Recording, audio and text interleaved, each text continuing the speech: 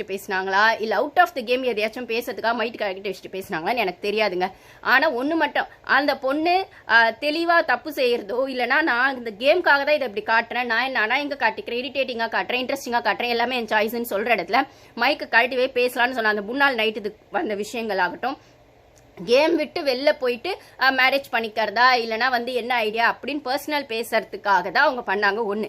இன்னொன்று, அந்த பெட்ரூமில் பேசின விஷயங்கள், அங்கே பேசினது அடல்ட் கண்டென்ட்டா அப்படின்னு கேட்டால் எனக்கு தெரிஞ்சு அது வந்து சாண்ட்ரா விஷயங்களாக இருக்கலாம். ஏன்னா பிரஜன் எவிக்ஷனுக்கு அப்புறம் பாரு மைண்டில் அந்த சாண்ட்ரா திவ்யா நைட் நடந்த விஷயங்கள் இருக்குல்ல, இதில் நிறைய டிஃப்ரென்ஸ் ஆஃப் ஒப்பீனியன் பாருக்கும் இருக்கலாம். ஏன்னா பிரஜன் தான் போவார்னு கரெக்டாக சொன்னது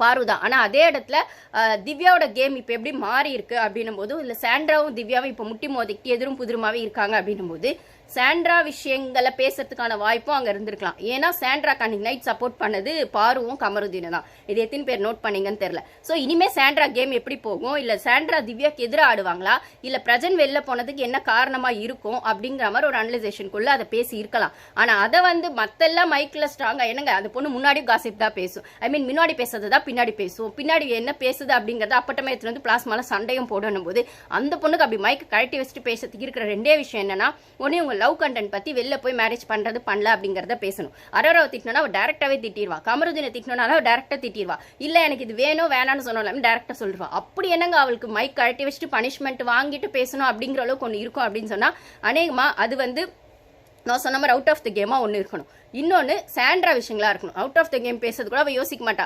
ஆமாம் எனக்கு தோணுச்சு, இல்லைனா வந்து நாங்கள் வந்து எங்கள் பர்சனலாக பேசணும்னு அவள் சொல்லிடுவா. வெளில போய் நாங்கள் மீட் பண்ணுறோம் பண்ணல, கல்யாணம் பண்ணுறோம் பண்ணலன்னு, அது கூட பெருசு இல்லை. ஆனால் சாண்ட்ரா விஷயங்களை பேசினா சேது சார் வந்து வீக்கெண்டில் கேள்வி கேட்கறதுக்கு வாய்ப்பு இருக்குது. ஏன்னா பிரஜன் இமேஜ் டேமேஜ் ஆகக்கூடாதுன்னு தான் ஆப்வியஸாக அவங்க வந்து பிரஜனை வெளில எடுத்ததே.